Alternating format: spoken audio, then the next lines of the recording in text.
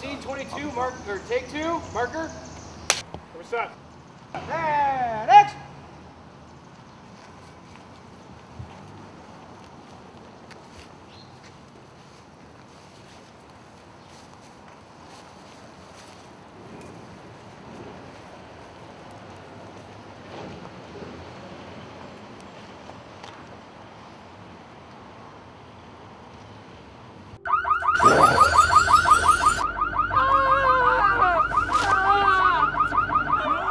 I ended up getting a job as a teaching assistant in a special ed classroom with kids with autism and other developmental disabilities. People that I was working with disabilities and their siblings were just very, compassionate and complicated and protective and frustrating at times, of course. But ultimately there was just a great deal of love and compassion that these siblings had for their brothers and sisters with disabilities. Not only their brother and sister, but they're twins, which is a whole, world in and of itself. But and because of Jacob's disabilities, he's so dependent on her. Say hi, Mom. Hi, Mom. We miss you. We love you. When I read the script, I was like, wow, that's pretty real. That's right, there's just a patience that you have to have.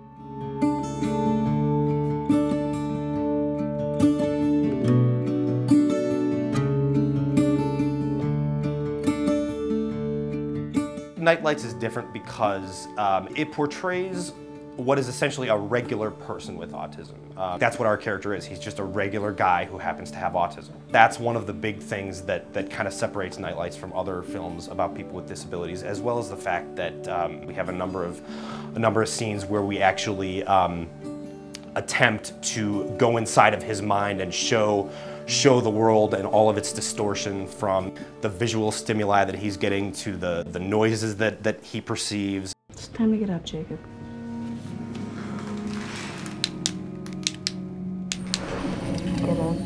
What I found so attractive about this story is that it deals with real people. It deals with a real issue, exactly how it happens in real life. It's not a stylized Hollywood version of something. It is gritty. It's normal. Jacob, brush. Pick up, brush. Jacob, brush. Pick up. The fact that it's a non-speaking role and it's such a physical role was very attractive to me. I think the subject matter is really attractive, sort of a person who is completely developed and internally, in a complete emotional life, and to a degree, intellectual life, but is kind of trapped inside of this body and sort of restricted by the limitations that autism puts on a person. It scared the hell out of me. I think that's what attracted me to it. Really, just the idea of playing Jacob was a pretty scary one. Erin's a good person. I think Erin is somebody that a lot of people are like, just completely sacrificing herself for somebody else out of love.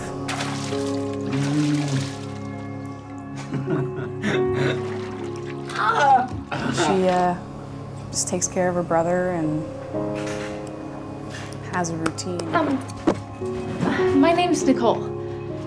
I guess I'm your new neighbor. Oh, I didn't even know the couple upstairs moved. And you are? Oh, I'm sorry. I'm Erin. Hi. Nice to meet you.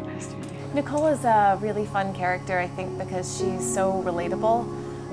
She's new to the city, she's just trying to make friends, and she sort of stumbles into a situation she doesn't expect to be in. How long have you been taking care of him?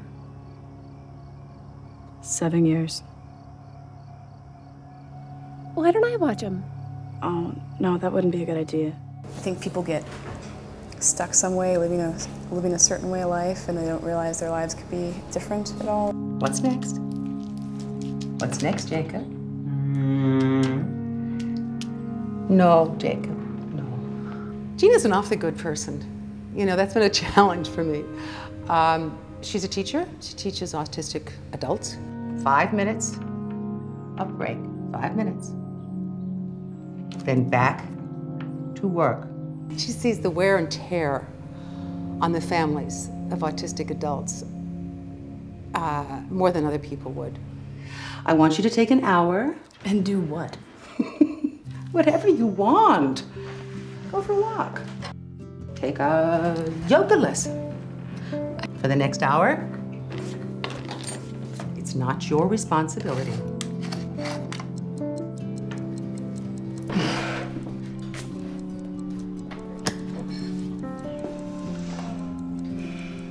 Excuse me.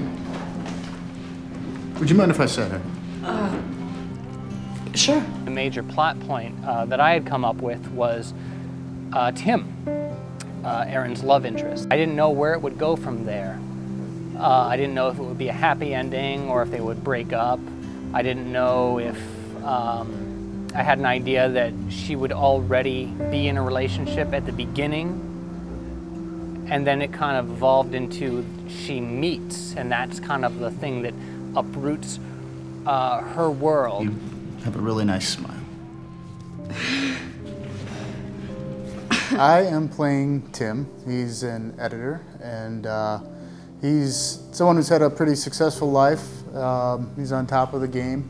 But where he hasn't had success is in love. So he meets our heroine, Erin. Shawna's been great. I think we seem to connect right away at the auditions. She's just been great. I think we were able to collaborate and talk about our takes on different roles and where we think a line might be a little awkward and what we would do to make it work. Hi. Hi. It's a nice place. Thanks. I've been meaning to come here a while. Do you go out a lot? We're so fortunate to have such amazing actors that I've often found that the less I say to them, the better, because they're right there automatically. They don't necessarily need any direction, and I think that's something that I've also learned. What if I came over every day until your date, and I spend a little time with Jacob, who has already clearly taken a shine to me? Nicole and Erin, I think, have a really special bond. I think they end up becoming instant friends, which is something that you don't often find right away, but you hope to find. And I think because of that, it's extremely special, and Nicole clings to it a little harder than she ought to. And that's sort of where Jacob comes in, that she takes him in immediately and oversimplifies who he is and his complications. Oh, God! I hope nobody calls the police. Come on, Jake, just come on. Tim, this is my brother Jacob.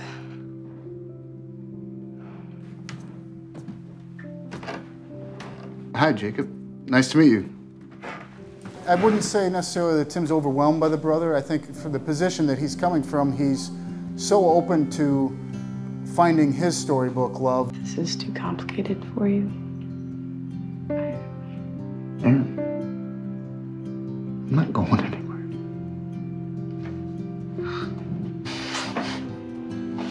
He walks into it knowing that there's going to be some issues, and when he meets Jacob, he realizes, well, you know, this is just something that a relationship might have to survive. I wanted to go home so bad. It's Nicole. Hey. Erin, come home, please. You have to come home right now. Because Wait, slow down. Erin, come home. And he stopped and he started banging. Jacob. Jacob, look at me. Look at me. Look at me. Nicole would go to the end of the earth for her friends and for Erin and for Jacob. And the problem is, I think this is her first time where she's found the end of the earth. Look, I can't take another night like tonight. I'm sorry. She's just a delicate human being. I just need you to answer my question. Erin, Tim, please. I won't have this conversation. It's a hypothetical then, okay? Just tell me. What do you want me to say? Yes or no? It's not that simple. Make it that simple. I can't. There's something really interesting in playing somebody like that. She really depends on him, you know, she's kind of leaned on him in a lot of ways to kind of avoid a lot of stuff in life as well, you know, so that they're very much the same. About just how much longer you think you can keep this up? Keep what up? Look, as long as I have to. The rest of your life? She sees where their lives could still be full, rich, and a part of their child's life, but also thrive and have more time to spend on themselves and be better parents or better sisters and brothers.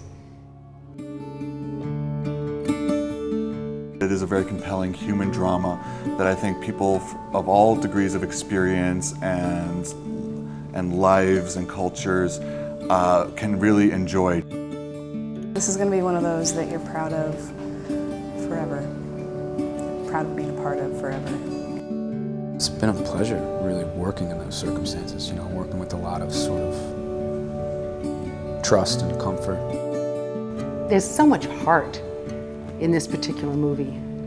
The script touches me so much each time I read it. I can't read the last page of the script without crying. Hopefully it will, you know, make some kind of difference in the autism community as well as the community at large.